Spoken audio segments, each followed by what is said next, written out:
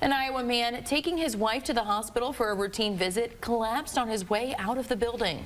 Fortunately for him, a group of nurses who had just clocked out were right there. They talked to KCRG TV9's Connor Woodruff about what they did next.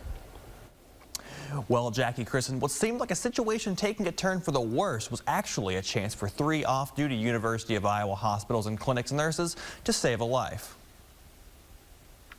It was a routine visit to the University of Iowa hospitals and clinics for Irvin and Sherry M. earlier this summer, when, out of nowhere, Irvin collapsed in the hospital's sky bridge, seemingly going into cardiac arrest. I had no symptoms.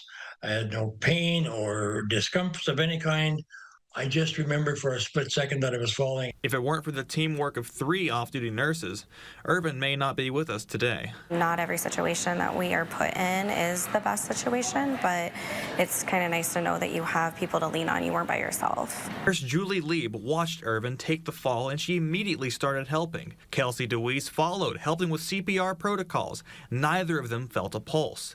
This was when another nurse, Courtney Heed, who had just walked onto the scene, dropped her bag and ran for the nearest defibrillator. So I just knew once she started CPR, the next step was to find an AED and get that on him. A lucky twist of fate for Irvin, who actually taught CPR courses before his retirement. For these nurses, it was just instinct. I really didn't think anything. I just knew that he was in trouble and that we needed to help him. For Irvin, he's more thankful than anything else. Nurses that were there that day reacted immediately and performed professionally and very quickly to save my life.